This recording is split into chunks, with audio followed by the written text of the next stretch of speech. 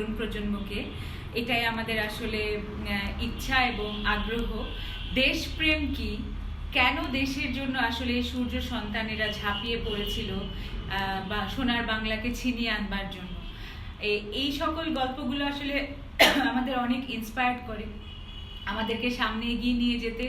আমাদের এই সোনার বাংলাদেশকে, যে সোনার বাংলা তারা গড়তে চেয়েছিল, সেই স্বপ্নের সোনার বাংলাদেশ গড়বার জন্যই আসলে তাদের এই ইতিহাসগুলো আমরা শুনতে চাই, তাদের এক্সপিরিয়েন্সগুলো আমি জানতে চাই এবং জানাতে চাই তরুণ প্রজন্মকেও।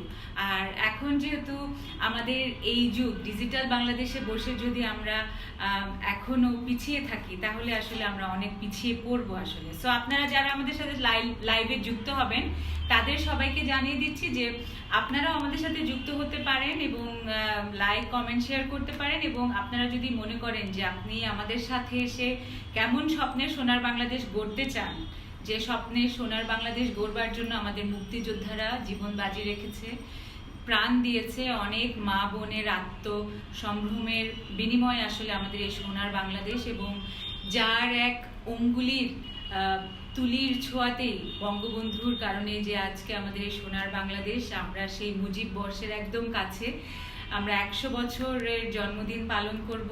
অনেক আনন্দ নিয়ে অপেক্ষা করছি আমরা। সো আর কথা না বাড়িয়ে আজকে আমরা আমাদের লাইভ শুরু করব। এবং আমি খুবই এক্সাইটেড থাকি বৃহস্পতিবার রাত 8টা বাজলে, কারণ আমি একজন সুপার হিরোকে নিয়ে আমার পাশে আমি বসে থাকি। এবং আজকে আমাদের সুপার হিরো, আমরা যাকে হয়তো ছোট সময় দেখিনি, কিন্তু তিনি অনেক ছোট সময় দেশের জন্য নিজের জীবন বাজি রেখে যুদ্ধে গিয়েছিলেন। অনেক ছোট বয়সে, হয়তো এই বয়সের বাবা মা, এখনকার বাবা মারা কখনো কল্পনাও করতে পারে না 14-15 বছরের একটা ছেলে 71 সালে যুদ্ধে যাবে। সো এই স্বপ্নটা কিভাবে দেখেছিল, সেই গল্পগুলো শুনবো। আমন্ত্রণ জানাচ্ছি আমাদের সকলের প্রিয় বিচ্ছু জালাল আঙ্কেল। ধন্যবাদ আঙ্কেল, আপনাকে অনেক অনেক কৃতজ্ঞতা, ভালোবাসা এবং শ্রদ্ধা যে আপনাদের মতো এরকম মানুষজনের কারণেই আসলে আমরা এমন একটি সুন্দর বাংলাদেশ পেয়েছি। কৃতজ্ঞতা, শ্রদ্ধা, এর থেকে বেশি আসলে আপনাদেরকে দেওয়ার কিছু নেই আমাদের। আমরা চেষ্টা করব আপনারা যে স্বপ্নের সোনার বাংলাদেশ গড়তে চেয়েছেন সেটা আমরা গড়ব। তো আঙ্কেল, আমি প্রথমে আপনার কাছে জানতে চাইবো যে নামটা বিচ্ছু জালাল কেন, তারপরে আমি আস্তে আস্তে আরো অনেক গল্পে আসবো। নামটা বিচ্ছু জালাল কেন, এই নামটা আমি যুদ্ধের মাঠে যখন সেক্টর 2 হেডকোয়ার্টার মেলাঘর, ভারতের ত্রিপুরা রাজ্যের একটি সাহসীদের ঠিকানা, সেই মেলাঘরে ছিল আমাদের হেডকোয়ার্টার ঢাকা গেরিলা বাহিনীর। সেক্টর কমান্ডার খালেদ মোশাররফ এবং গেরিলা কমান্ডার মেজর হায়দার। তো মেজর হায়দারের কাছ থেকে কিভাবে বোম বানাতে হবে, কিভাবে গ্রেনেড ছুটতে হবে, কিভাবে ব্রিজ উড়াতে হবে, কিভাবে পাকিস্তান আর্মির বাংকারে তাদের চলাচলে চোরাগুপ্তা হামলা চালাতে হবে, সব শিখে নিলাম। শিখে আমি রাজধানী ঢাকায় যখন ফিরে আসলাম গোলা বারুদ নিয়ে, চোরাগুপ্তা হামলা চালাচ্ছি। তা আমার বাসাটা ছিল স্কাটন গার্ডেনে, একদম ভিআইপি রোডের উপর। তো সেই চোরাগুপ্তা হামলার ভিতর যখন পাকিস্তান আর্মিদের গ্রেনেড ছুড়ে ভীত সন্ত্রস্ত করে তুলতাম, ওদের চলাচলে বাধা দিতাম, বিভিন্ন জায়গায় ওরা অপারেশন করতে যেত, তখন পিছন দিক দিয়ে আমরা গ্রেনেড ছুঁড়ে মারতাম।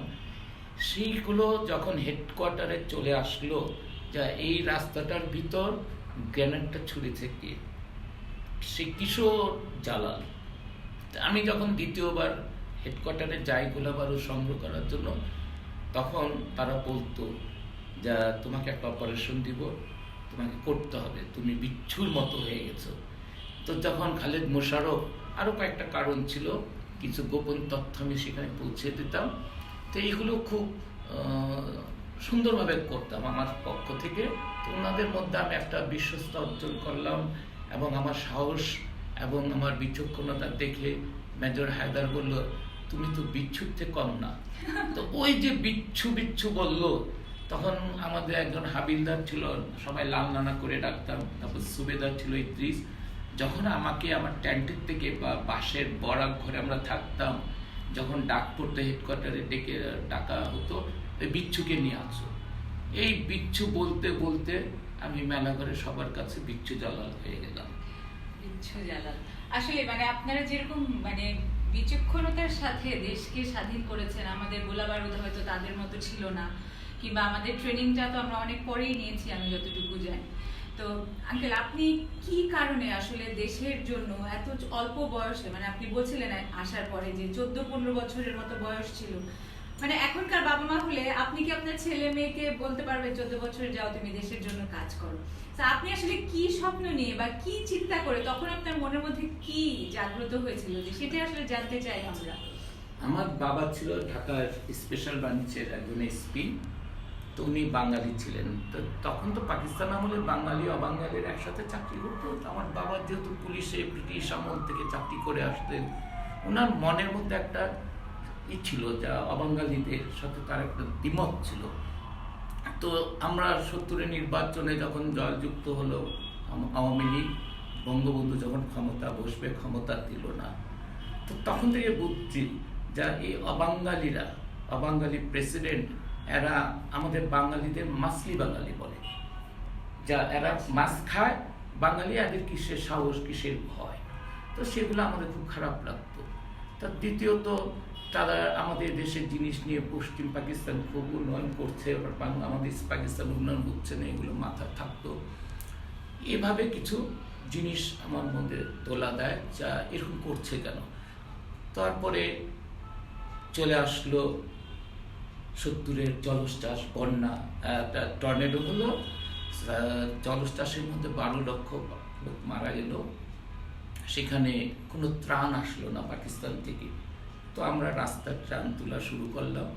তো সেগুলো মনে তোলা দিল যা ওরা আমাদের বিপদের সময় আসলো না, তারপর 70 নির্বাচনের পরে ক্ষমতা দিল না।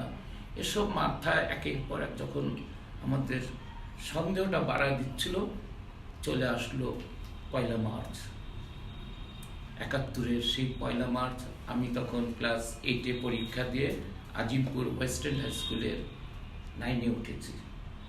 আমাদের স্কুলে প্রতিযোগিতা চলছে, আমি খুব ভালো খেলোয়াড় ছিলাম, দৌড়ে আমার সাথে কেউ পারতো না। আর ছোটকাল থেকে আজিমপুর কলোনিতে বসবাস করেছিলাম। তো ঢাকা বিশ্ববিদ্যালয়ের সেই মহসিন হল মাঠে স্পোর্টস হচ্ছে, আমি স্পোর্টসে প্রতিযোগিতা প্রথম স্থান করে যখন কাপ নিব বেলা 12টায়, তখন আমরা মাইকে জয় বাংলা গান বাজাচ্ছিলাম, মুক্তিযুদ্ধের সেই জয় বাংলা, চল চল চল উত্ত গগনে বাজিমা দাও, তারপর স্লোগান দিচ্ছিলাম তোমার আমার ঠিকানা, পদ্মা মেঘনা যমুনা। তো সেই স্পোর্টসের মধ্যে যখন এগুলো আমরা স্লোগান দিয়ে এলাকাটা প্রকম্পিত করছি, খেলাধুলা চলছে, তো আমাদের বড় ভাইরা ইউনিভার্সিটি যারা মাস্টার ডিগ্রি পরীক্ষা দিবেন, ওনারা এসে আমাদের বাধা দিল, তোমার বাইকটা বন্ধ করে দাও। তো আমরা বাইকটা বন্ধ করে দিলাম। আবার ওনারা একটা ছোট ট্রানজিস্টার নিয়ে আমাদের কাছে চলে আসলো মাঠের মধ্যে, বললো ছোট ভাই শোনো, তোমার মাইকটা চালু করো, আমরা বক্তৃতা শুনবো। কার ভাষণ? এইহা খান জাতির উদ্দেশ্যে ভাষণ দেবে। তো আমার মাথায় একটা রাতের বেলা আব্বা বলেছিল কালকে জাতির উদ্দেশ্যে পাকিস্তানি প্রেসিডেন্ট ভাষণ দেবে, ভাষণে কি জানি বলে আল্লাহ জানে, অবস্থা তো অন্যরকম হয়ে যেতে পারে। তো বেলা 1:05 জাতির উদ্দেশ্যে আগা মোহাম্মদ এইহা খান পাকিস্তানি প্রেসিডেন্ট ভাষণ দিবে। আমরা ট্রানজিস্টারটা মাইকের সামনে ধরলাম, 1:05 বাজলো, বললো এখন জাতির উদ্দেশ্যে প্রেসিডেন্ট ভাষণ দিবে। ভাষণ আর দিচ্ছে না, অন্য কণ্ঠে বললো 3রা মার্চ ঢাকা শহরে জাতীয় সংসদের যে মিটিং হওয়ার অধিবেশন বসার কথা ছিল সেটা অনির্দিষ্টকালের জন্য বন্ধ ঘোষণা করে দিয়েছে। সাথে সাথে কিসের পরীক্ষা, কিসের স্পোর্টস, সবাই মানে ট্রানজিস্টার বাড়িতে ভেঙে দিল, ওই মাইক ওখানটা হাতে নিয়ে জয় বাংলা স্লোগান দিয়ে বড় ভাইরা স্লোগান দিল, বীর বাঙালি অস্ত্র ধরো, বাংলাদেশ স্বাধীন করো। আমিও স্লোগান দিয়ে উঠলাম। আমি আর ওই প্রাইজ না নিয়ে মহসিন হলের সামনে কিছু দেবদারু গাছ ছিল, সে দারু গাছে উঠে একটা ডাল হাতে নিলাম। বাই দিস টাইম ওই ইউনিভার্সিটির বড় ভাইরা মশারির লাঠি, কেউ গজারি লাঠি, কেউ বাঁশের লাঠি নিয়ে বের হয়ে আসলো স্লোগান দিয়ে, মা বোনেরা অস্ত্র ধরো, বাংলাদেশ স্বাধীন করো। তো আমাদের আজিমপুরের নয়াপল্টনে আপনার থাকেন খসরু ভাই, যিনি নায়ক হয়েছিলেন পরে, সেই খসরু ভাই দেখলাম হল থেকে বের হয়ে দৌড়িয়ে তার বাসায় চলে গেল, নি মার্কেটের পাশে বাসা, ওখান থেকে কোমরে একটা রিভলভার নিয়ে এসে আমাদের দাঁড়া করালো। আমরা স্লোগান দিচ্ছি, খসরু ভাইকে সামনে রেখে আমি প্রথম সশস্ত্র অবস্থায় কসুবের সাথে বটতলায় চলে আসলাম ভার্সিটি। সেখানে আব্দুল কুদ্দুস মাখন ভাই ভাষণ দিচ্ছে, বোনরা আসলো, মমতাজ আপা, ইকো আপা, তারপর ডলি আপা, যারা ছিল না অনেকেই মারা গিয়েছেন। তো ওনাদের সাথে মিছিল করে আমরা পূর্বাণী হোটেলে গেলাম 1 মার্চ। বঙ্গবন্ধু বললেন আমি বিষয়টা শুনেছি এবং বিনা চ্যালেঞ্জে আমরা এটা ছাড়বো না, চ্যালেঞ্জ গ্রহণ করলো। তো 1 মার্চ চলে গেল, আমরা ঘরে এসে সব প্রস্তুতি নিতেছি, বল্লম বানাচ্ছি যে পাকিস্তান আর্মিদের আমি দেশ থেকে তাড়াবো। তো 2 মার্চ ছাত্র সংগ্রাম পরিষদ এবং আমাদের যে ডাকসুর এই নেতারা মিটিং ডাকলো বটতলার, ছাত্র জনতার মিটিং। 2 মার্চ বটতলা মিটিং হচ্ছে, সকালবেলায় সেই লক্ষ লক্ষ ছাত্র জনতা জমায়েত হয়েছে। সেখানে আমরা দেখলাম কিরণ ভাই, আমি আজকে তোমার যে প্রোগ্রাম করতেছি, তোমারই বাবা ইন্দু ভাই দলে বলে আজিমপুরের আমরা ছেলেরা এই মুক্তিযুদ্ধে আমার এই যে বুকে মানচিত্র খচিত পতাকাটা নিয়ে স্লোগান দিয়ে ইউনিভার্সিটির সে বটতলার দিকে আসলো। তখন তার সময় আমরা 4 খলিফা বলতাম, নুরে আলম সিদ্দিকী ভাই, আব্দুল কুদ্দুস মাখন, আসামুর রব, শাহজাহান, সিরাজ। তো ওনারা বক্তৃতা দিচ্ছেন, এই পতাকাটা 4 জনে আমাদের প্রতিযোগিতা লেগে গেল কে নিবে। তো রব ভাই পতাকাটা ধরে ফেললো, যেটা না ধরার পরে তখন কথা হলো, মাইকে কথা বলছে, বীর বাঙালি অস্ত্রধর বাংলাদেশ স্বাধীন করে আমরা ঢাকা ক্যান্টনমেন্ট দখল করব। আমরা ছুটে গেলাম ক্যান্টনমেন্ট দখল করার জন্য। মিটিং শেষ হয়ে যাচ্ছে, সবাই ক্যান্টনমেন্ট দখল করবে বাসায় লাঠি দিয়ে, গজারি লাঠি দিয়ে। তো আমরা মিছিল নিয়ে বাংলা মোটর পর্যন্ত আসতেই, তখন পাট মোটর ছিল, খসরু ভাই, তারপর সেলিম ভাই, রেজা ভাই, হ্যাঁ তখন ওটা পাট মোটর ছিল, এখন বাংলা মোটর। ওখানে এসে তারা ব্যারিকেড দিয়ে দিল, বললো না এইভাবে ক্যান্টনমেন্ট যাওয়া যাবে না, চলো আমরা মতিঝিলে যাও। আমরা মতিঝিল ঘুরে এসে আমাদের সভা শেষ করলাম। পরের দিন 3 মার্চ বঙ্গবন্ধু পল্টন ময়দানে আসলেন, ছাত্র সমাবেশ ছিল, সেখানে ইশতেহার পাঠ করলেন। সেখানে বলে দিল গ্রামে ঘরে ঘরে মুক্তিবাহিনী গঠন হবে। আমরা তৈরি হচ্ছি। তারপরে 7 মার্চ বঙ্গবন্ধু 7 মার্চে ভাষণ দিবেন, উনি দিক নির্দেশনা দেবেন। তো আমরা 7 মার্চ মঞ্চের খুব কাছে চলে গেলাম, আমি একটা বল্লম আর তীর ধনুক নিয়ে। তখন তো বয়স ছোট, তো তখন টেলিভিশনে আমরা রবিনহুড একটা ছবি দেখতাম, ওই রবিনহুডের মতো আমরা করতেছি পাকিস্তান আর্মিকে তীর দিয়ে মারবো। আঙ্কেল আমি একটু আপনাকে ইন্টারাপ্ট করি, মানে তখন আপনি আসলে মানে কি মানে দেশ স্বাধীন করার জন্য নাকি না আমি মারবো, মানে আমি মারবো, আমি পাঞ্জাবি এই মুচো পাঞ্জাবি আমার পছন্দ হতো না, আর ওদের বিকট চেহারা আমার তখন খুব মারতো, একদম যে স্টেনের পার্ট দিয়ে এক বাঙালিকে মারতেছে, একদম ব্যাকবোন তার মেরুদণ্ড ভেঙে দেয়। তখন থেকে আমার খুব ঘৃণা জমতো, আমি এদের আমরা মারবো, ছাড়বো, এরা তো আমাদের দেশের না। তখন ওই যে একটা স্পিড মনের ভিতর ঢুকে গেলো, সেটাই বোধ আমাকে দোলা দিচ্ছিল। তো 7 মার্চ আমরা তো স্লোগান দিচ্ছি স্বাধীনতা স্বাধীনতা, বঙ্গবন্ধু মঞ্চে আসবেন। এর আগে একটা কথা বলে নেই, 6 মার্চ আব্বা তো গোয়েন্দা বিভাগে ছিলেন।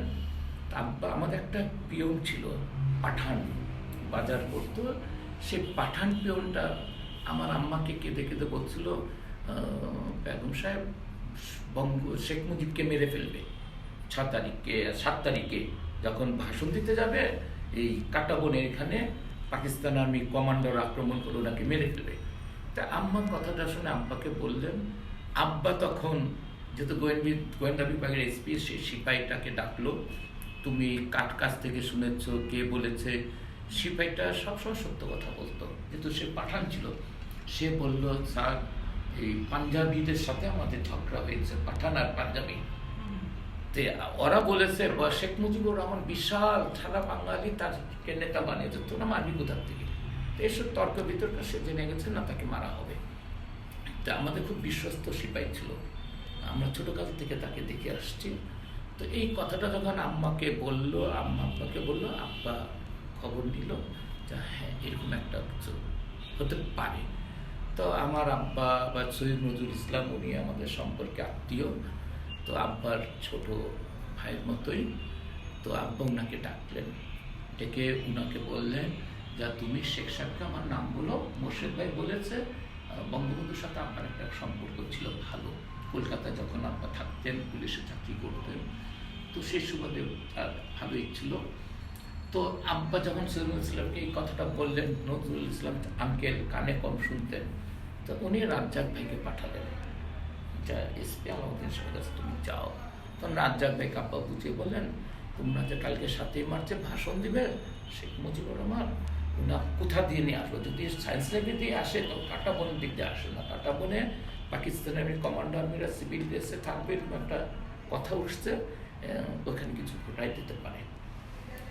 তখন বঙ্গবন্ধু বাসার থেকে বের হয়ে অন্য পথ দিয়ে 7ই মার্চে আসলেন, মঞ্চে উঠছেন, আমরা মঞ্চের পাশে।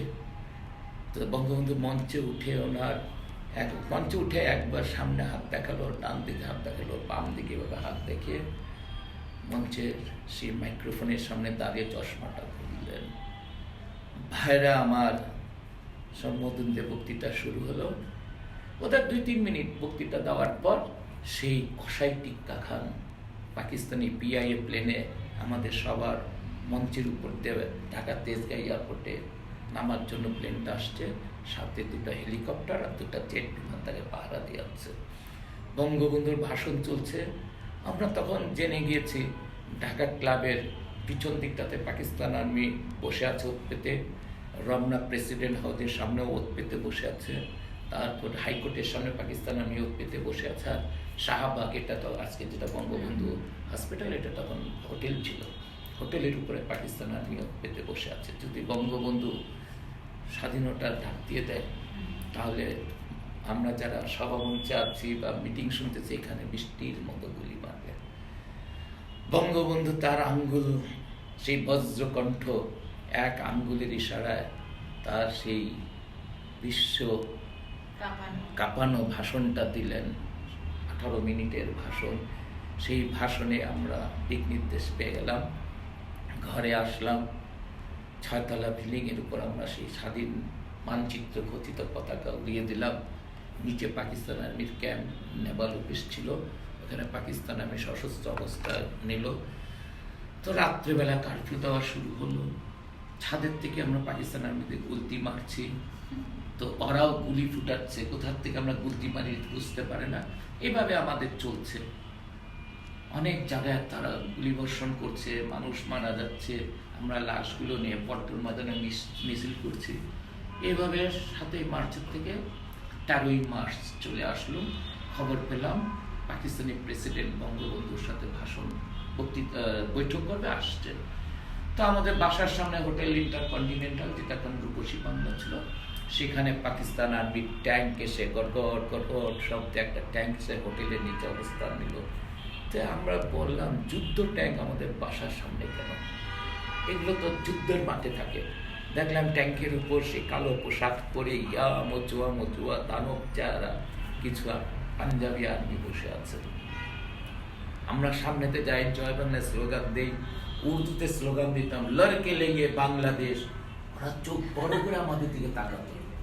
তখন আমরা মৃত্যুর ভয় নাই, তো ওরা বুঝতে কি বলতেছে, এই বাঙালিরা মাসলি বাঙালি, তো আমরাও মজা নিতাম। তো এইগুলো খুব কাছাকাছি হতো। প্রেসিডেন্ট আসলো 14ই মার্চ। যখন প্রেসিডেন্ট আসলো, আব্বা ডিউটি করেছিল, আমরা তো 6তলা বিল্ডিংয়ে থাকতাম, যেটা ক্যান্টনমেন্ট থেকে শাহবাগ যে রাস্তাটা, ঠিক কন্টিনেন্টাল হোটেলের উত্তর দিকে আমাদের স্কার্টন গার্ডেন সার্কিট। বাবা গোয়েন্দা বিভাগের এসপি চাকরি করতে, সেই সুবাদে সেখানে আমরা বসবাস করি। ছাদের উপরে উঠলে ক্যান্টনমেন্ট দেখা যায়, পুরান ঢাকা দেখা যায়। তখন এই রোডের উপরে 2টা বিল্ডিংই বড়, আর সব 1তলা 2তলা টিনের ঘর। তো প্রেসিডেন্ট যখন আসলো, এয়ারপোর্টে নামলো, এখন যেমন প্রধানমন্ত্রী গাড়ি যায়, সব সশস্ত্র অবস্থা, এর থেকে 10 গুণ প্রোটোকল দিয়ে, এলএমজি নিয়ে, সশস্ত্র অবস্থার যুদ্ধ পোশাকে পাকিস্তান আর্মি রাস্তার 2 দিক দিয়ে সা করে গাড়ি চালিয়ে প্রেসিডেন্টকে নিয়ে যাচ্ছে। প্রেসিডেন্ট আমাদের, আমরা 6তলা ছাদ থেকেই বঙ্গবন্ধুর ছবি দেখাচ্ছি, সেই এই মানচিত্র পতাকা নাড়াচ্ছি, লড়কে লেগে বাংলাদেশ স্লোগান দিচ্ছি। প্রেসিডেন্ট গাড়ির থেকে, কালো গাড়ি, মার্সিডিজ ডজ গাড়ি ছিল, 4টা স্টার, পাকিস্তানি পতাকা উঠছে, মাথা উঁচু করে দেখাচ্ছে, লড়কে লেগে বাংলাদেশ স্লোগান দিচ্ছি। প্রেসিডেন্ট শুনলো, চলে গেল প্রেসিডেন্ট হাউসে। পরের দিন থেকে বঙ্গবন্ধুর বৈঠক, বঙ্গবন্ধুর যখন আসবে জয় বাংলা স্লোগান নিয়ে আমরা প্রেসিডেন্ট হাউস পর্যন্ত তাকে পৌঁছে দিই, বৈঠক করে শেষ আসে আবার বঙ্গবন্ধুকে স্লোগান দিয়ে নিয়ে আসি। এইভাবে চলে গেল 20 তারিখ পর্যন্ত। কোনো সুরাহা হচ্ছে না, বঙ্গবন্ধু বলছে, কথা চলছে, পাকিস্তানি আর্মিও প্রস্তুতি নিচ্ছে, আর্মি আনছে জাহাজে করে, প্লেনে করে, আর আমরাও প্রস্তুতি নিচ্ছি। বঙ্গবন্ধু কেন বলছে না আমাদের তৈরি হওয়ার জন্য? তো 21 তারিখে জুলফিকার আলী ভুট্টো আসলো, উঠে উনি উঠলেন হোটেল ইন্টারকন্টিনেন্টালে, যেটা রূপসী বাংলা হোটেল, হোটেলের 9 তলা উঠলো। তো খুব মজা করতাম, আমার বাসার পাশেই তো, আমি ওনাকে জুতা দেখাতাম, ওনাকেও স্লোগান দিতাম, লড়কে লেগে বাংলাদেশ। ওই ব্যার মতো 9 তলা জানালা খুলে আমাদের দিকে তাকাতো। আমরা সাকুরা হোটেল আছে, ওই সাকুরা হোটেলের নিচে বসে প্রতিদিন বিকালে সেখানে আমরা জয় বাংলার গান গেতাম। আমাদের একদম 15 ফিট দূরে পাকিস্তানের ট্যাঙ্ক, ওই যে পাকিস্তান আর্মির কিন্তু দখল করেছিল, ট্যান্ট করেছিল, 3টা ট্যান্ট তাবু গেড়েছিল। তো এদের তো এটা পূর্ব পরিকল্পিত, আমরা তখন বুঝি নাই যারা কি করতে যাচ্ছে। তো এইভাবে 23শে মার্চ চলে আসলো। আমরা 23শে মার্চে হোটেল কন্টিনেন্টাল উপর পতাকা উড়িয়ে দিলাম, আমাদের সেই মানচিত্র খচিত বিপ্লবী স্বাধীন বাংলার পতাকা, আর আমাদের 6 তলাতে পতাকা উঠছি।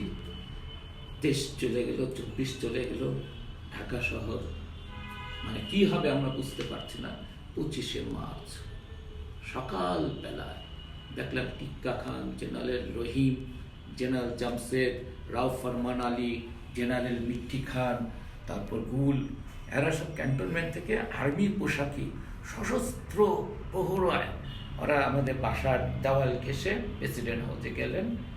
সকাল তখন 9টা বাজে, তখন একদম থমথমে। না, সকালবেলা তো মানুষ একটু সব পিকেটিং করি, আমরা স্লোগান দিয়ে বেরোই, কিন্তু ওরা যখন চলে আসলো আমরা রাস্তার আড়ালে চলে গেলাম। যখন ওরা চলে যা পিছতে স্লোগান দিয়ে, আবার সামনের থেকে অনেকে যারা সাহস তারা সামনে চলে আসছি, এইভাবে স্লোগান চলছে। যখন প্রেসিডেন্ট হাউসে গেলাম আমরা 6 তলার ছাদে উঠে গেলাম, দেখলাম যা প্রেসিডেন্ট হাউসে অনেক আর্মি অপেক্ষা করছে। 12:15টার সময় ও এর আগে 9:30টার সময় একটা হেলিকপ্টার আমাদের মাথার উপর দিয়ে রাউন্ড দিচ্ছে। এইভাবে কোনোদিন রাউন্ড দেয় নাই।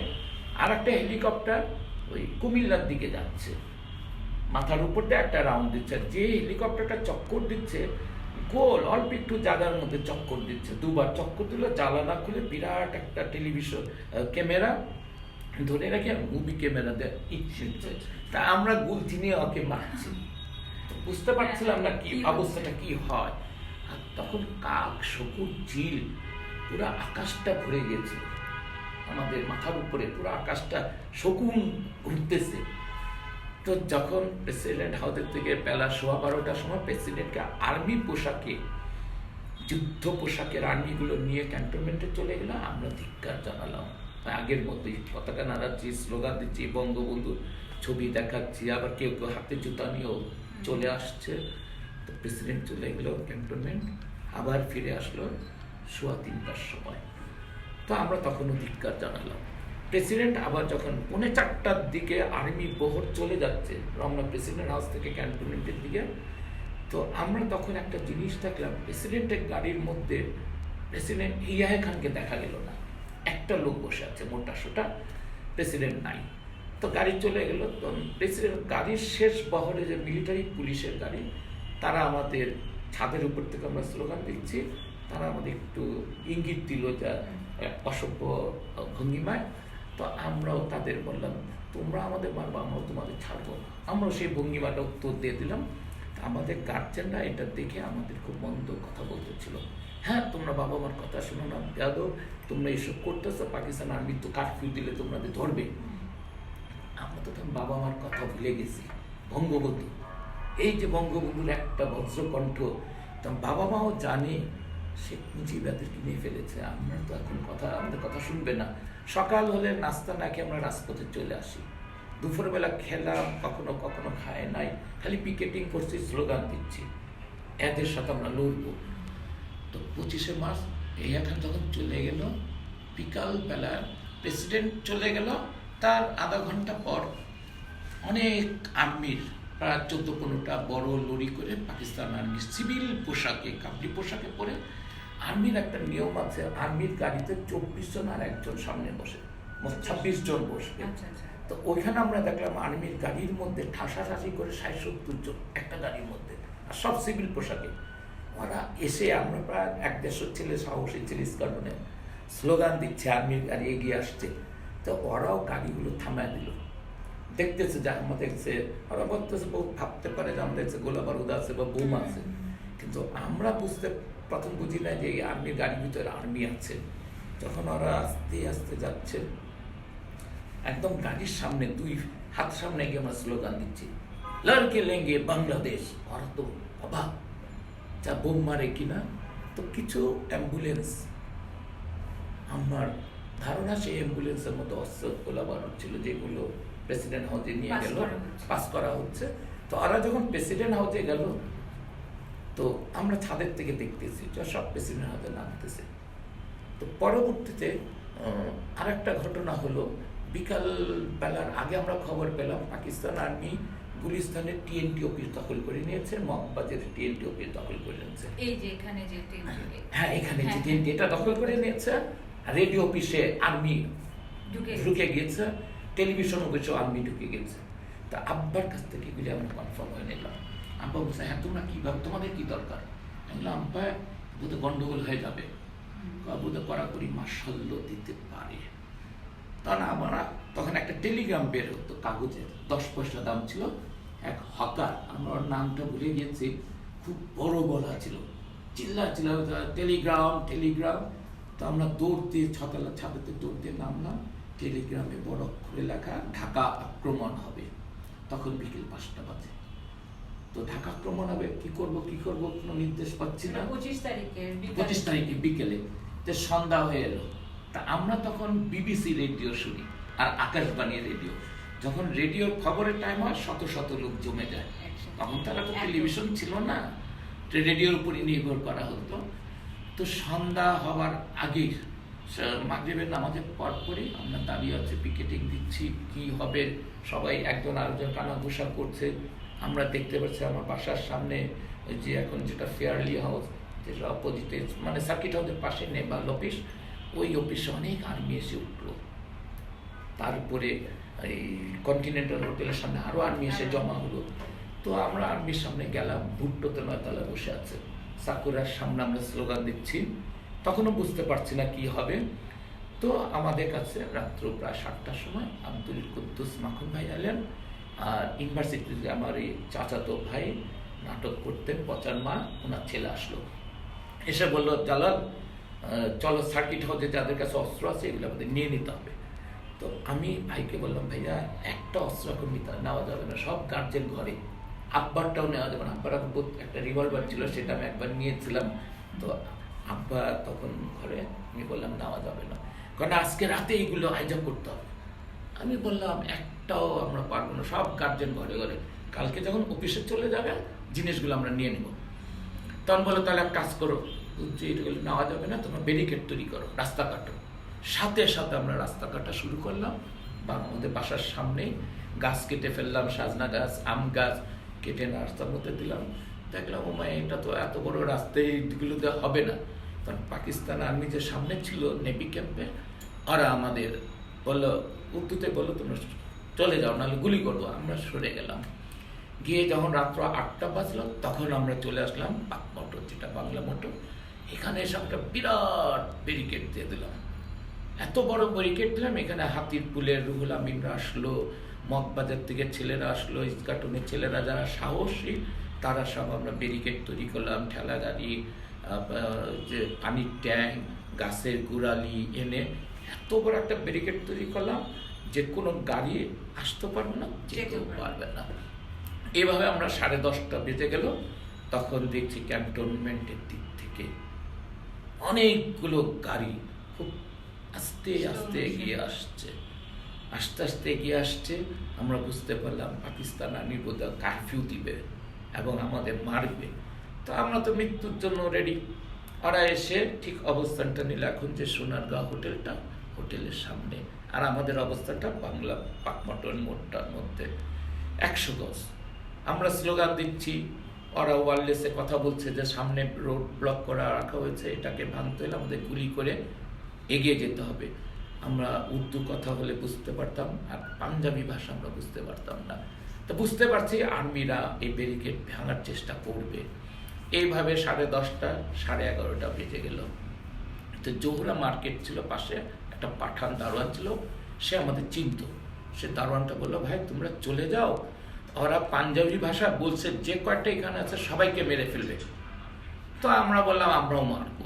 তো ওরাও বেপরোয়া, আমরাও বেপরোয়া, ওরা সশস্ত্র, আমরা নিরস্ত্র, ওরা যুদ্ধ পোশাকে আর আমরা সাধারণ বাঙালি পোশাকে স্লোগান দিচ্ছি, বীর বাঙালি অস্ত্র ধরো, বাংলাদেশ স্বাধীন করো, তোমার আমার ঠিকানা পদ্মা মেঘনা যমুনা, মা বোনের অস্ত্র ধরো, বাংলাদেশ স্বাধীন করো।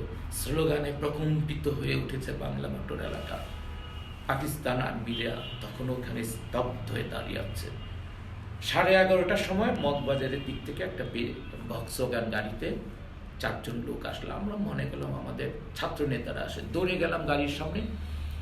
দৌড়ে যেয়ে দেখি তাদের মাথার মধ্যে পাগড়ি, 4 জনের মাথায় পাগড়ি, সিভিল ড্রেসে, কাবলি পোশাকে। তা আমাদের বাংলা ভাষা বলছে, ভাইয়া ব্যারিকেডটা খুলে দাও, আমরা ফার্ম গেটে যাব। তো আমরা বললাম, এত কষ্ট করে ব্যারিকেড দিয়েছি, তোমরা ঘুরে যাও। এর মধ্যে 4 জনের একজন মুখ থেকে উর্দু কথা বেরিয়ে আসলো। সাথে সাথে আমরা বললাম, ভাই এরা তো নন বেঙ্গলি, মাওরা।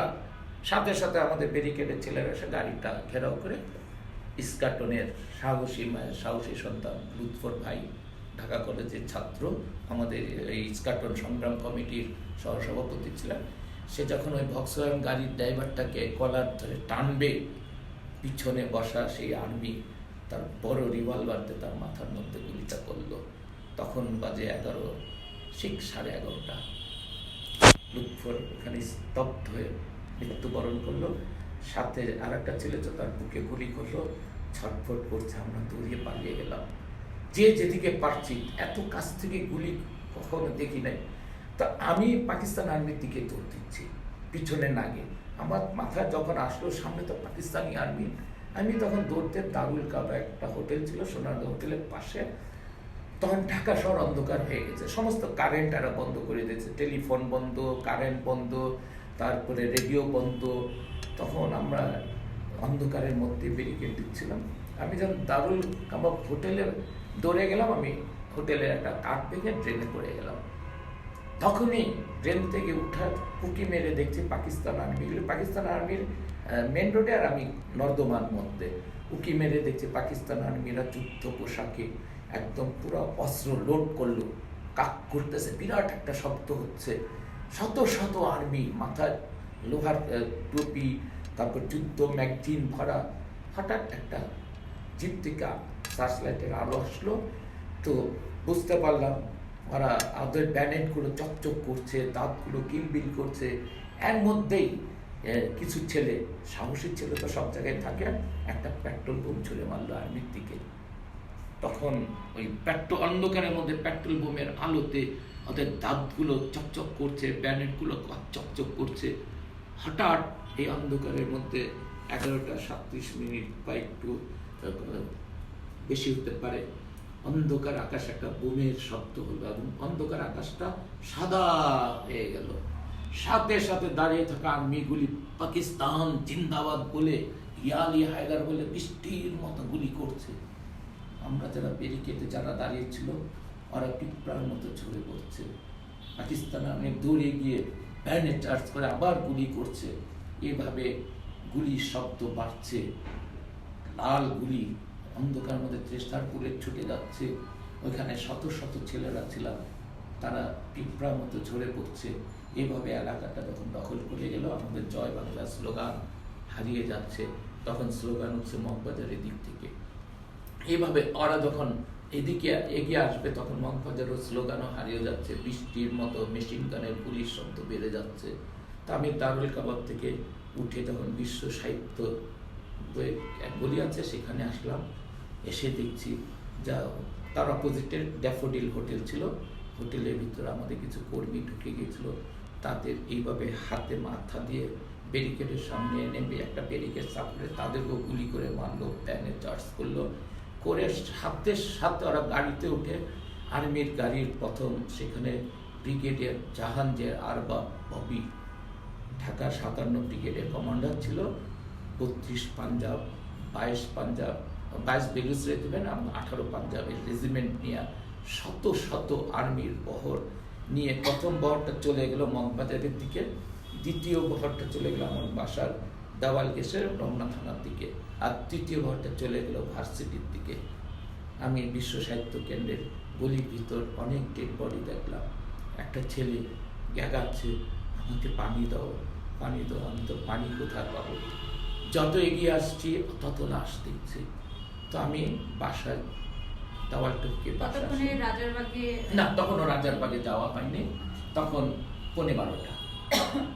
এর মধ্যে আমি তখন এই যে আমি বর্ণনা দিচ্ছি, কথা বলছি, এগুলো হল এই বাংলা মোটর থেকে রেডিও অফিসের কাছাকাছি জিনিসটা। 12:15টার সময় আমি যখন বাসায় ঢুকে গেলাম, আমার তো যা সকালবেলা যা ছাড়বো না, আমরা ধরে নিব নির্দেশ। তো আমি আরো কি হবে কি হচ্ছে দেখার জন্য আমি ঘরে না তবে ছাদে উঠে গেলাম। ছাদের থেকে দেখছি ফার্মের ধাও ধাও করে জ্বলছে, এক একটা টিনের ঘর, কারণ বাজার, রেলওয়ে বসিয়ে আগুনকে জ্বালিয়ে ছাড়খাড় করে দিচ্ছে। তো একদিকে গুলির শব্দ, একদিকে আগুনের ফুলকি, পুরো ঢাকা শহরটা মনে হচ্ছে একটা পেতপুরি হয়ে গেল, আগুনে জ্বলে যাচ্ছে, ছাড়খাড় হয়ে যাচ্ছে। তো কতক্ষণ পর ছাদের থেকে আমি দেখতে পাচ্ছি যে আমার রমনা থানার পুলিশ ভাইরা গুলি করছে, একদিকে ভারী অস্ত্র, একদিকে 303 রাইফেল। বুঝতে পারলাম আমার পুলিশ ভাইরা লড়ছে। কতক্ষণ পর দেখছি ইউনিভার্সিটির দিক থেকে গুলির শব্দ হচ্ছে, ছাত্র ভাইরা লড়াই করছে, পিলখানার থেকেও শব্দ পাচ্ছি। একদিকে ভারী মেশিন গান, টুইন্স মর্টার, এদিকে মারে কামান, ওদিকে মারে কামান, কেঁপে কেঁপে উঠছে। কতক্ষণ পর দেখছি ঢাকা ক্যান্টনমেন্টের দিক থেকে ঘাট ঘাট শব্দে 6টা ট্যাঙ্ক এগিয়ে আসছে। আমি ছাদের লুকোচুরি পথে দেখছি 6টা ট্যাঙ্কের মধ্যে 2টো ট্যাঙ্ক চলে গেল মগবাজারের দিকে, 2টো ট্যাঙ্কে একদম আমাদের 6তলা বিল্ডিংয়ের নিচে একটা স্কার্টন গার্ডেন কলোনির দিকে ব্যারেল উঁচু করে রাখলো, আর একটা ব্যারেল আমাদের 6তলা বিল্ডিংয়ের মধ্যে। স্বাধীন বাংলার বিপ্লবী পতাকা পথ পথ করে উঠছে, আর নিচে দাঁড়িয়ে থাকা আর্মি গুলি করছে। আর 2টো ট্যাঙ্ক চলে গেলো ঢাকা বিশ্ববিদ্যালয়ের দিকে। হঠাৎ দেখছি রাজারবাগের দিক থেকে গুলির শব্দ। ওই যে রমনা প্রেসিডেন্ট হাউসে যে আর্মিগুলো ছিল সিভিল পোশাকে বিকালবেলা চলে গেছিল, ওরা যুদ্ধ পোশাকে রাজারবাগ পুলিশ লাইনে আক্রমণ করেছে। আর এদিক থেকে যে আর্মিগুলো গেল মগবাজার হয়ে, তারা ওদের সাথে যোগ দিয়ে পুরো রাজারবাগটাকে তারা ক্ষত বিক্ষত করে এখানে আমাদের অনেক পুলিশ ভাইকে মারল, পুলিশরা প্রতিরোধ করে তুললো, কিন্তু তারা টিকতে পারেনি। 303 রাইফেলের কাছে মেশিন গান তো অনেক বড় অস্ত্র। তখন রাত্র 2:30 বাজে, ছাদ থেকে দেখছি আমার বাসার একদম পাশে পিপলস পত্রিকা ছিল ইংরেজি, সেই ওই যে হোটেল কন্টিনেন্টালের সঙ্গে ট্যাঙ্কে আর্মিগুলো ছিল, সেই আর্মিগুলো এই গলির ভিতরে ঢুকে পিপলস পত্রিকা আগুন দিল এবং বৃষ্টির মতো গুলি করে মানুষদের মারছে, বাঁচাও বাঁচাও শব্দে এক একটা ডেড বডি পড়ে যাচ্ছে। তো এগুলো খুব কাছ থেকে দেখে আমার মনটা বিষিয়ে উঠলো। ছাদ থেকে নেমে ঘরে আসলাম। সকালবেলায় আবার রাতের বেলা আবার একটা ঘটনা হয়ে গেল, পাকিস্তান আর্মির সার্কিটাল ঘেরাও দিল। সেখানে তো আমাদের নন বেঙ্গলি বাঙালি সব অফিসার থাকতাম একসাথে, একজন পাঞ্জাবি ডিসি ছিলেন। তা আমরা প্রথম যে রুমে ছিলাম, ওদের কাছে খবর হয়ে গেছে আমরা 5 ভাই ছিলাম এবং খুব দুষ্টু। তো স্বাধীন বাংলার পতাকা আমরা উঠিয়েছি, সার্কিটাল এটা জানে, ওরা আমাদের ধরতে এসেছিল এবং ঘেরাও যা দিচ্ছে জানলা খোলা। তো ওই পাঞ্জাবি এডিসি প্রথম আমরা যে বাসা ছিলাম, ওখানে পিন্ডি থেকে একজন ডিপ্টি সেক্রেটারি এসে উঠছেন, আর আমি পাশে রুমে চলে গিয়েছিলাম। ওই রুমটার মধ্যে ঘাটার শব্দ করছে। তো ওই পিন্ডির লোকটাও ভয়ে কাঁপতেছে, এত গুলি, এত গোলাবর্ষণ। কারণ পাঞ্জাবি এডিসি পাঞ্জাবি ভাষার কথা বলে আর্মিদের সাথে কথা বললো না এখানে সব বড় বড় অফিসারের ছেলেরা থাকে, বাইরের লোকজন এসে ছাদে এসব করতে, আমরা কেউ এখানে করেনি। তো বুঝিয়ে দেওয়ার পর ওরা বাইরে অবস্থান করতেছে, ট্যাঙ্কে গোলা ধরে রাখছে 6 তলা বিল্ডিংয়ে, বিল্ডিং উড়িয়ে দিবে এই পতাকা যদি কেউ না নামায়। পাঞ্জাবি ডিসি ঘর থেকে দরজা ঢুকিয়ে আমার ভাইকে খুঁজছিল, আমার ভাই মেয়েকে না পেয়ে আমাকে পেল। আমি খুব ভীরু মনে 6 তলা ছাদে উঠে পতাকাটা নামালাম, প্যারেল ঘুরে গেল। তো আমি আর নিচে নামলাম, ওই পাঞ্জাবি এডিসির রুমে 6 তলা বিল্ডিংয়ে 4 তলায় উঠে গেলাম। তো পাঞ্জাবি এডিসি ওই লুকোচুরি পড়তে আর সব অবস্থা দেখতেছে। তো ফজরের নামাজের সময় আমরা দেখলাম ফজর আজান দিচ্ছে, নো মুয়াজ্জিন নাই। একজন বৃদ্ধ লোক ইস্কাটন গার্ডেন কলোনি থেকে মসজিদে নামাজ পড়তে আসলো, খুব কাছ থেকে গুলি করে তাকে মেরে ফেললো। তার নামাজ পড়া হলো না। সকালের যখন সূর্য উঠবে তার আগে আমরা দেখতে পারলাম মুখে কালো কাপড় বেঁধে ওই যে যত লাশগুলো আছে সব লাশগুলো তুলে তুলে 17টা ট্রাক ভরে তুললো।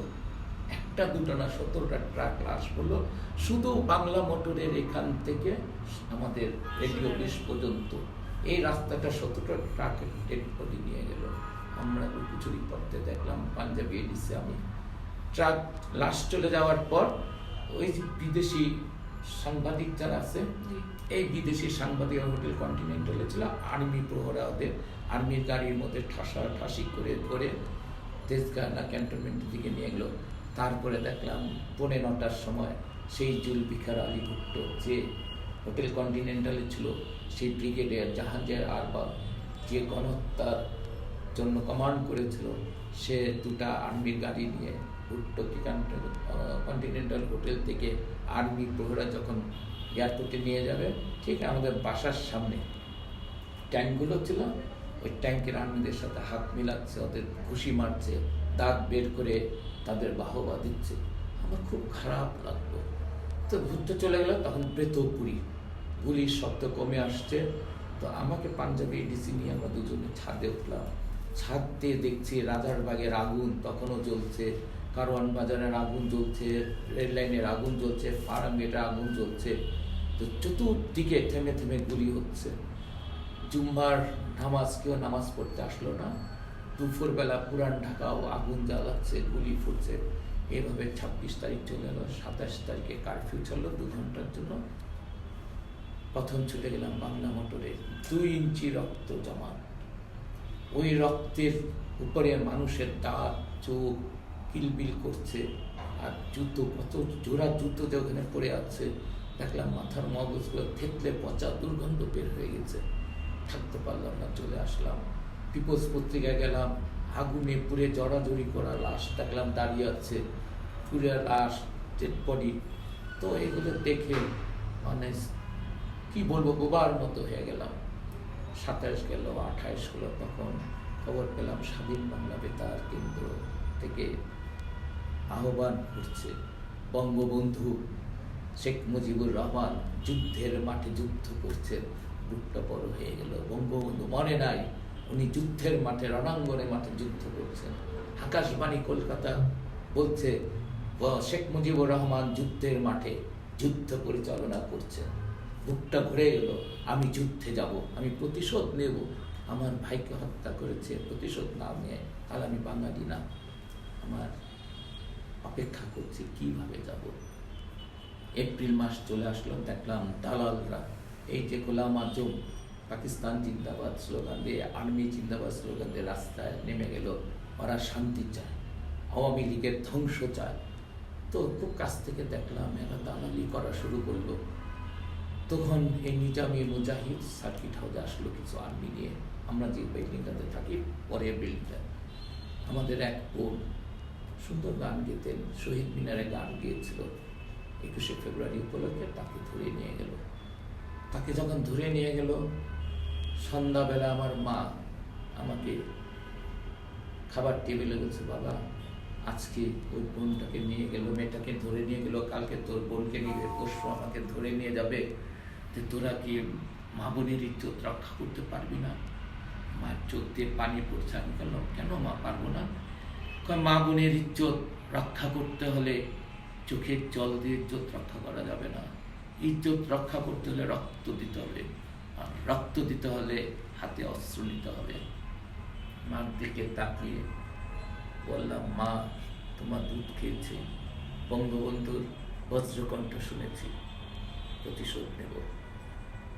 12 এপ্রিল ঘর থেকে পালিয়ে বাবা মাকে একটি চিঠি দিয়ে পায়ের শাড়ির আঁচলের ভাঁজের মধ্যে রেখে ঘর থেকে পালিয়ে গেলাম, চলে গেলাম যুদ্ধের মাঠে আশুগঞ্জে। 14 এপ্রিল পাকিস্তানি ইস্টার্ন কমান্ডের কমান্ডার নিয়াজি প্রথম হামলা করলো। ওখানে east Bengal regiment, 4 east Bengal regiment, 2nd east Bengal regiment, police ভাই, ইপিআর ভাই, কেউ আমরা টিকতে পারলাম না। ওদের গোলাবর্ষণ, বিমান দিয়ে আক্রমণ, হেলিকপ্টার দিয়ে আক্রমণ করছে, কমান্ডো বাহিনী নামছে, চতুর্দিক দিয়ে আক্রমণ করার পর গ্রাম ছাড়খাড় করে দিচ্ছে। আমরা ওদের সাথে টিকতে না পেরে আমরা সীমান্ত পার হয়ে চলে গেলাম ভারতের ত্রিপুরা রাজ্যের আগরতলায়। তখন ওখানে কোনো চেন অফ কমান্ড নাই, খাচ্ছি, সময় চলে যাচ্ছে, কোথায় গেলে ট্রেনিং পাবো খুঁজে পাচ্ছি না। তখন আবার ঢাকায় চলে আসলাম। ঢাকা আসতে না আসতে খবর পেলাম আগরতলা কিশোর ছেলেদের ট্রেনিং দেওয়া হচ্ছে। আবার ছুটে গেলাম ত্রিপুরা। সেখানে গিয়ে আমরা উঠলাম কলেজ টিলায়। দিনের বেলা থাকি কংগ্রেস ভবনে, রাতে কলেজ টিলায়। সেখানে আসলেন খালেদ মোশাররফ, কলেজ টিলায় আব্দুল কুদ্দুস মাখন ভাই ছিলেন, তার সাথে দেখা হলো। তখন মাখন ভাইকে খালেদ মোশাররফ বলছে, আমার ঢাকা শহরের বেশ কিছু ছেলে দরকার। তখন আজিজ ভাই ঢাকা কলেজের ভিপি ছিলেন, নবীনগর বাড়ি, উনিও ছিলেন কলেজ টিলায়, আমাদের বড় ভাই। ওনাকে যা বললাম, আজিজ ভাই, খালেদ মোশাররফ স্যার আসছে, ঢাকার অনেক ছেলে খুঁজে চাচ্ছে। উনি আসলেন, কথা বললেন, আমাদের একটা কাগজে লিখে দিল, তোমরা মতিনগর হেডকোয়ার্টারে চলে আসো। আমরা চলে গেলাম মতিনগর হেডকোয়ার্টারে।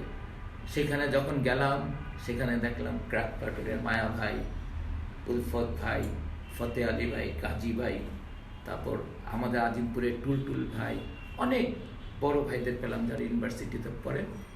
সেখানে তারা ট্রেনিং দিচ্ছে, আমরাও ট্রেনিং নিলাম।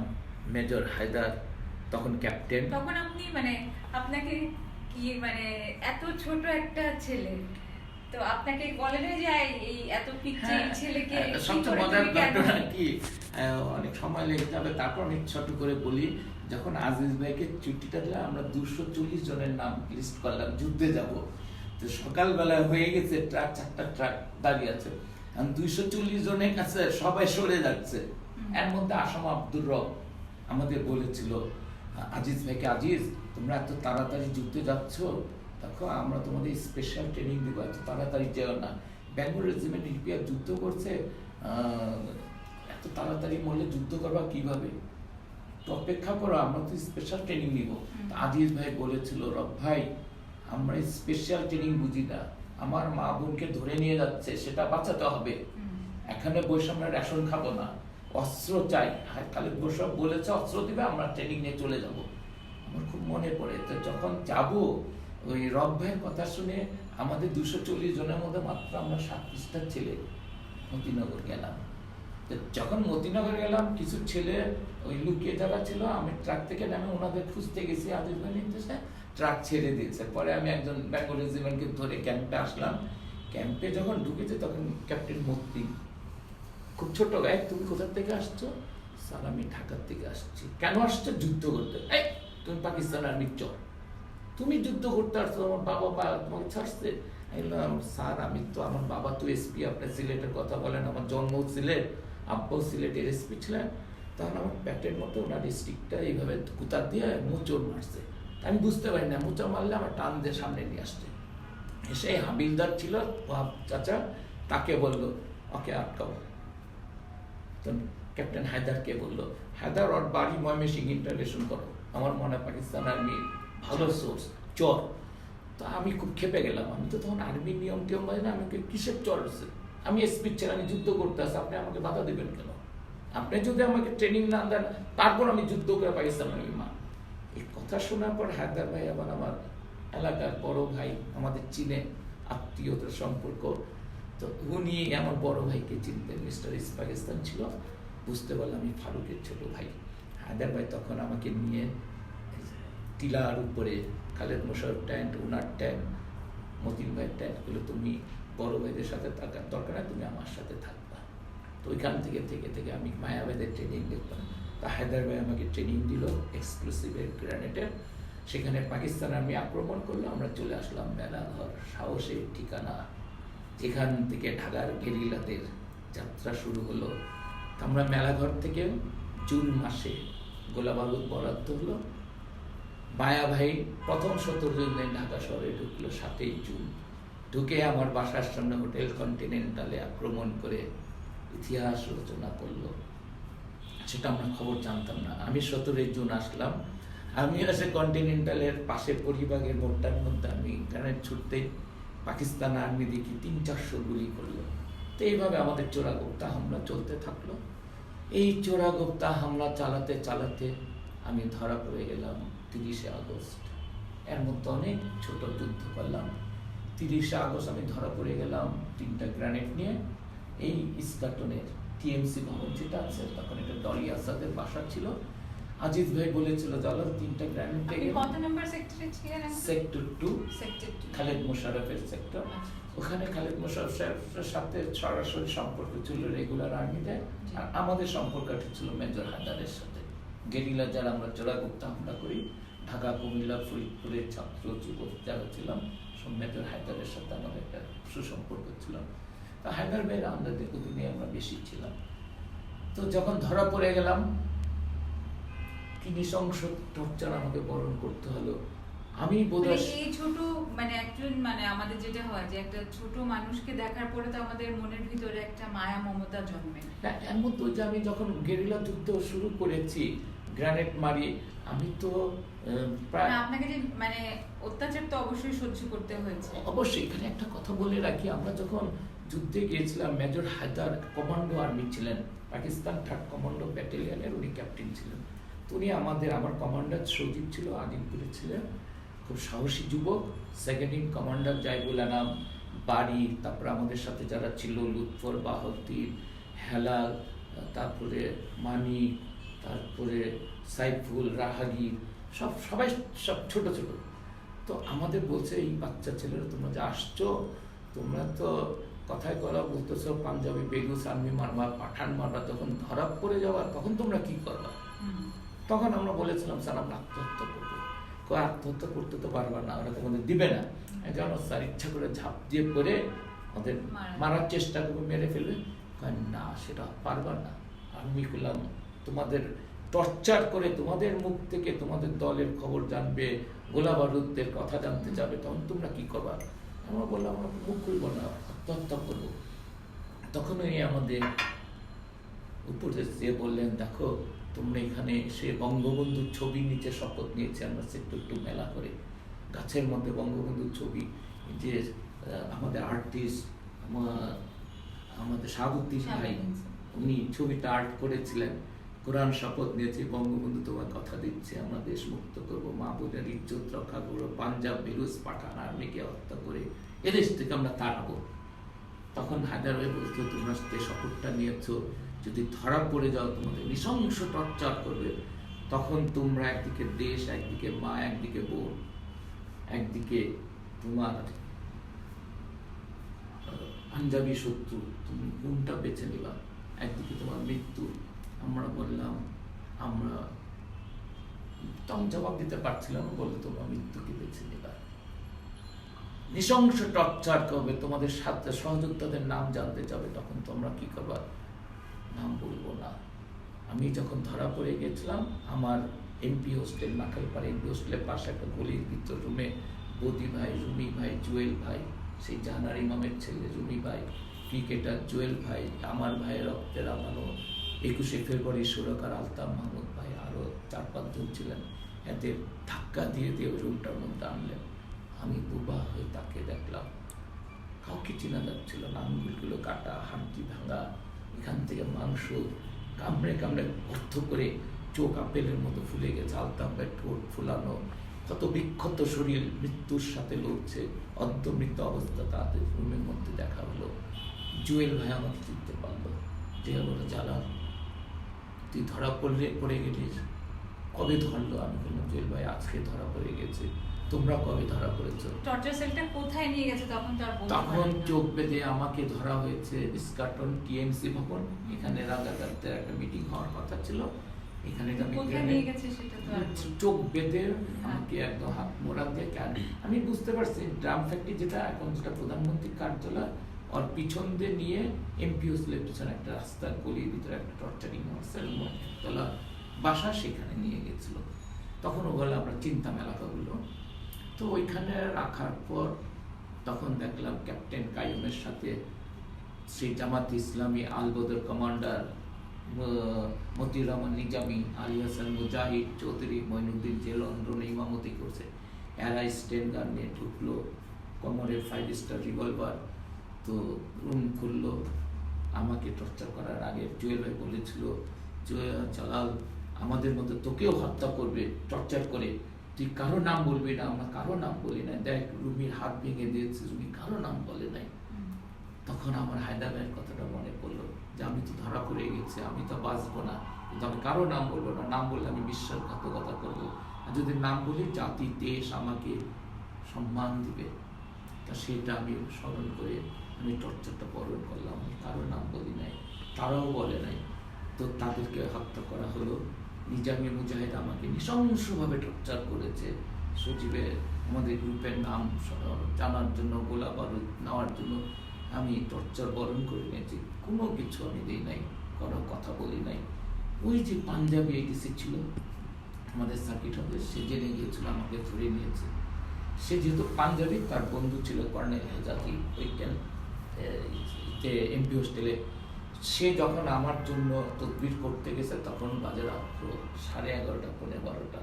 ততক্ষণে আমি অত্যন্ত, আমার মাথা ফাটিয়ে দিয়েছে, আমার আঙ্গুল কেটে দিয়েছে, আঙ্গুলগুলো কেটে আঙ্গুলে খুদ দিয়ে কেটেছে নিজামী, আমার দাঁত 3টা ফেলে দিয়েছে, নৃশংস টর্চার করেছে আমাকে। তো সেই অবস্থা সে বনসই আমাকে নিয়ে আসলো। সে অনেক কথা, কারফিউর মধ্যে পাকিস্তান আর্মি প্রোগ্রামে সার্কিট হতে ফিরে আসলাম। কিন্তু আমার সামনে নিজামী মুজাহিদ বলেছিল এই রুমি বদি জুয়েল আলতাফদের সাথে জালালকে হত্যা করে এদের আগুন দিয়ে পুড়িয়ে লাশ করাই দিতে হবে, নাহলে আমাদের অসুবিধা হবে। কারণ আমার বাবা তো তখন পিএসপি অফিসার, আত্মীয় স্বজন বড় বড় অফিসার, এটা ওরা জানতে পেরেছিল। তো যাক, পাঞ্জাবি এডিসি আমাকে বাসায় না নিয়ে 4তলা বাসায় রাখলো। পরের দিন আমার প্রচণ্ড ব্যথা, উনি আমাকে মেডিকেল কলেজে নিয়ে কোনো রকমের ট্রিটমেন্ট করে 50 টাকা দিয়ে বললো, জালাল ওরা জেনে গেছে তুমি মুক্তিযুদ্ধের কাজ করছো, এবং ওরা এটাও বলেছে এই বাচ্চা বাচ্চা ছেলেদের কাছে অস্ত্রগুলা বারুদ এই দেশ তো স্বাধীন হয়ে যাবে, তুমি তোমার কাজ করো, তোমার বাবা মাকে আমি দেখবো। আমি ওখান থেকে আবার চলে গেলাম মেলা করে। সেখানে তখন ঢাকা শহরে সব 58টা গ্রুপের কমান্ডার গোলা বারুদ যাচ্ছি, আমাদের গোলা বারুদ দেন, আমরা ঢাকা শহর লইয়ে দেবো, বদি রুমি জুয়েলকে ধরেছে, আমরা ছাড়বো না। সেই তোপের মধ্যে আমি গিয়ে যখন গেলাম, হায়দার ভাই জড়িয়ে ধরলো, আমার কাছ থেকে নৃশংস টর্চারের কথা শুনলো। তখন আবার আমরা গোলা বারুদ সংগ্রহ করে আজিমপুরের সচিবকে কমান্ডার বানিয়ে আমি ঢাকা শহরে আবার ঢুকে গেলাম। ঢাকা শহর ঘিরে রাখলাম, চোরাগুপ্তা হামলা চালাচ্ছি, পাকিস্তান আর্মিতে ক্ষত বিক্ষত লাশ আমরা এক একটাকে একের পর এক আঘাত করে যাচ্ছি। এদিকে ক্রাফট প্লাটুন, এদিকে আজিমপুরের ওয়াই প্লাটুন, ওদিকে আব্বাস গ্রুপ, ওদিকে আজিজ গ্রুপ, এই চতুর্দিকে আমাদের চোরাগুপ্তা হামলা পাকিস্তান। আমি যদি আঙ্কেল একটা জিনিস একটু জানতে চাই যে মানে আমরা তো অলমোস্ট অনেকেই মানে আপনাদের এই মানে এক্সপিরিয়েন্স গুলা মোটামুটি এই ইয়াং জেনারেশন বলি বা তরুণ প্রজন্ম বলি, আমরা সবাই অনেকেই জানি, কিন্তু জানার পরেও আমরা কেন আসলে এই যে মৌলবাদ, এই যে জামাত ইসলামের সংগঠন কিংবা মানে ভুয়া মুক্তিযোদ্ধা এবং অনেকেই আছে যারা মুক্তিযুদ্ধকে অস্বীকার করে, এইটা আসলে এই মিশ্র প্রতিক্রিয়াটা কেন? ধরেন আমরা যদি একদমই আলাদা করে, যদিও এটা খুবই অবান্তর প্রশ্ন আপনাদের জন্য, খুব সোজা উত্তর। কারণ হচ্ছে যে আমরা ধরেন একদম স্বাধীন হওয়া পর্যন্ত আমরা কিছুটা হলেও জানি, আপনাদের এই গল্পগুলো মানে শুনলে মনে হয় চোখের মধ্যে ভাসছে। তো এখন যদি আমি একটু অন্য প্রসঙ্গে আসি, যে স্বাধীন হলো দেশ, বঙ্গবন্ধুকে ছাড়িয়ে আনলাম, 75ও আমরা দেখিনি, কিন্তু 75-এর মতো একটি কালো অধ্যায় আমাদের আছে। এরপরে বঙ্গবন্ধু, বাংলাদেশ, সকল কিছুই আবারও মুছে দেওয়ার চেষ্টা হলো। জামাতে ইসলামী প্রতিষ্ঠা করবার জন্য এত তরুণ সমাজ, ওখানেও তো তরুণ সমাজই কাজ করছে, ভুয়া মুক্তিযোদ্ধাদের তালিকা এখন পর্যন্ত আমরা সঠিক মুক্তিযোদ্ধার তালিকা আমরা এখন পর্যন্ত দেখতে পাইনি স্বাধীন বাংলাদেশে 50 বছর পূর্তিতে আমরা দাঁড়িয়ে আছি। তো আপনাদের কাছে কি অনুভূতি হয় এবং কেমন লাগে আসলে, মানে যদিও এটা খুবই অবান্তর প্রশ্ন। না, প্রশ্নটা একদম খুব সময়োপযোগী প্রশ্ন। আমি যদি 14 বছর বয়সে যুদ্ধের মাঠে যেতে পারি, মচুয়া সে পাকিস্তান পাঞ্জাব বেলুস আর্মিকে এদের সাথে হাঁটিয়ে দিতে পারি, আমার বাঙালি সাহসী মায়ের সন্তানরা গর্জে উঠে থাকবে। কারণ যুদ্ধটা আমরা করেছিলাম পাকিস্তান আর্মির বিরুদ্ধে। সিরাজউদ্দৌলার পাশে যেমন মীর জাফর ছিল, পাকিস্তান আর্মির পাশে দেশীয় কিছু মীর জাফর, সেই জামাতে ইসলামের আলবদর রাজাকাররা ছিল, যারা পাকিস্তান আর্মিদের পথ দেখিয়ে দিয়েছে, মুক্তিযোদ্ধাদের বাড়ি দেখিয়ে দিয়েছে, মা বোনদের দেখিয়ে দিয়েছে। এই দেখিয়ে দেওয়া জিনিসটাকে তারা পুঞ্জি করে আমাদের মুক্তিযুদ্ধের সকল আওয়ামী লীগ সরকারকে নির্মূল করে দেওয়ার জন্য যত কিছু দরকার সব কিছু করেছে। যখন যুদ্ধের ময়দানে পাকিস্তান আর্মি পরাজিত বরণ করলো, এই পাঞ্জাব বেলুচ আর্মিগুলো সেই আলবদর রাজাকারদের বেইমান বলে তারা তাদের মতো চলে গেল। আর ওই বেইমান বাঙালিগুলি আলবদর রাজাকাররা এই মোজ গোপ যারা ছিল সবগুলো কেটে ঢাকাটা চলে গেছে বরিশালের দিনাজপুরে। আমরা এদের আটকাতে পারি নাই, জনগণের সাথে মিশে গিয়েছে। তারপরে যারা এখন কুখ্যাত আলবদর রাজাকার এরা বিদেশে চলে গিয়েছে। এর মধ্যে তো কিছু তো থাকে পক্ষ বিপক্ষ। তো আমরা যারা অস্ত্র হাতে যুদ্ধ করেছিলাম, বঙ্গবন্ধুর নির্দেশে হাতে অস্ত্র তুলে নিয়েছিলাম, বঙ্গবন্ধুর নির্দেশে অস্ত্র জমা দিয়ে ঘরের ছেলে ঘরে ফিরে এসেছি, পড়াশোনায় ফিরে গিয়েছি। এই যে 75 সালে আমাদের মুক্তিযুদ্ধের সুপ্রিম কমান্ডার জাতির জনক বঙ্গবন্ধুকে হত্যা করার পর জিয়াউর রহমান যখন ক্ষমতায় আসলেন, সেই জয় বাংলা হারিয়ে গেল, বাংলাদেশ জিন্দাবাদ চলে আসলো। যেমন পাকিস্তান জিন্দাবাদ, বাংলাদেশ জিন্দাবাদ। কতক্ষণ পর দেখলাম সেই পরাজিত আলবদর রাজাকার আস্তে আস্তে দেশে আসছে, শাহজির আসলো, গোলাম আজম আসলো, এরা তো চিহ্নিত। এখন জিয়াউর রহমানের উপর ভর করে এরা যখন আসলো, তখন আমরা বুঝতে পারলাম যে সেই পাকিস্তানি প্রেতাত্মারা সুসংগঠিত হয়ে আসলো। মুক্তিযুদ্ধের সময় কিন্তু অনেক সংগঠিত অনেক সংগঠিত। আমার কাছে সব থেকে দুঃখ লাগে আঙ্কেল, মুক্তিযোদ্ধাদের সন্তানরা কে কোথায় আছে, কিংবা আপনার সন্তান কোথায় আছে আমি কিন্তু জানি না, কিংবা আমার সাথে আর অনেকে আছে যে মুক্তিযোদ্ধার সন্তান, আমরা কিন্তু কেউ সংগঠিত না।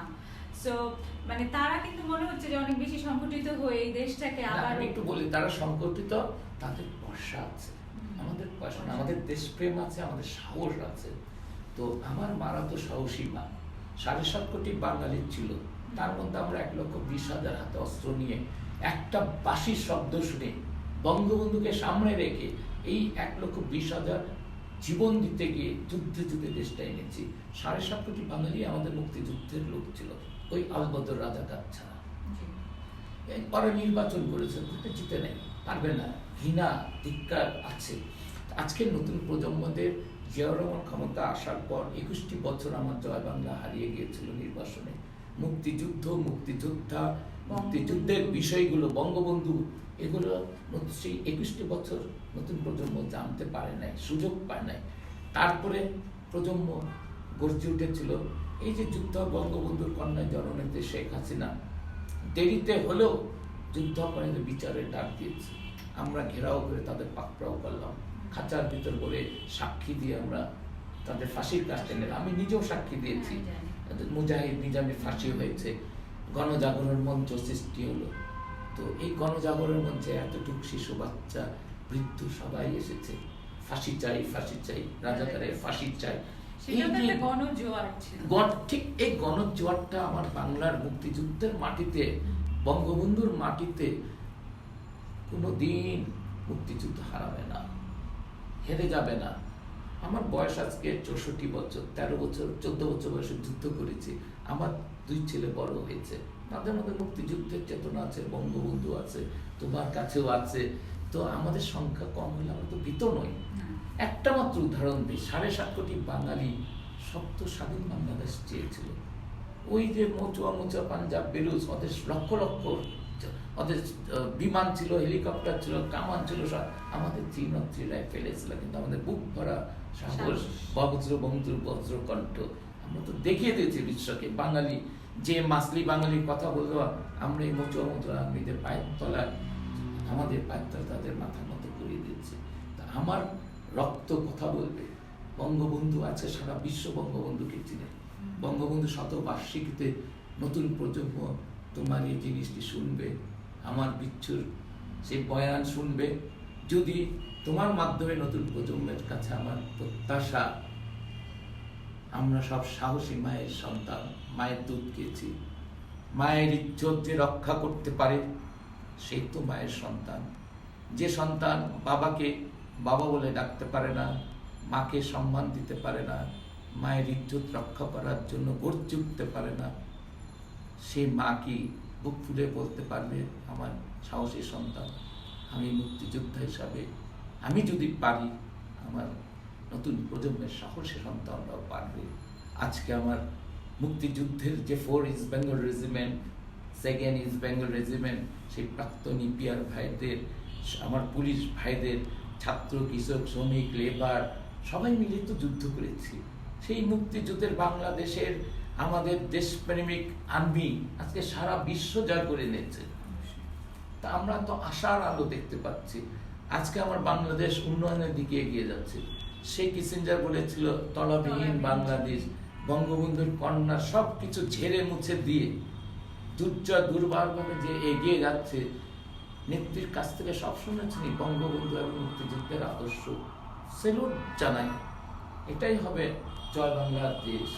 তো আজকে তুমি মুক্তিযোদ্ধার সন্তান, আমি মুক্তিযোদ্ধার কথা বলতে পারছি।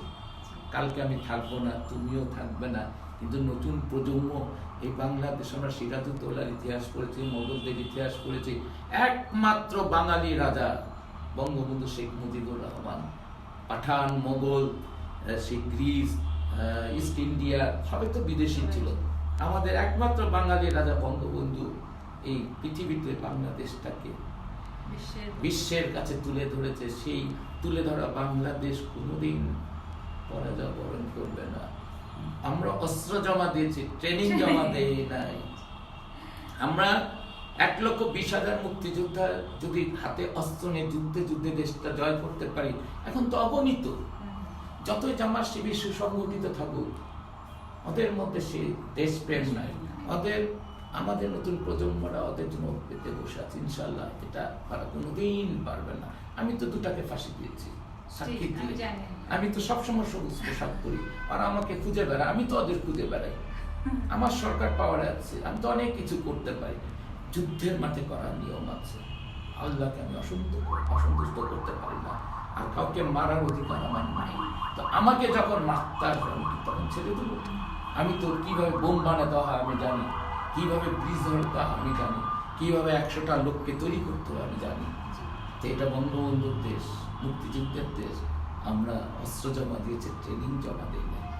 আমরা এটাকে আমাদের সেই বিজয় নিশান যেমন উড়িয়ে এনেছি, বিজয় নিশান উঠতেই থাকবে।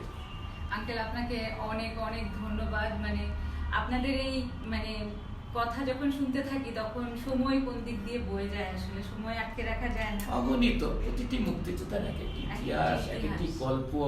আমার তো যুদ্ধের কাহিনী বললামই না, সেটা আরেকদিকে।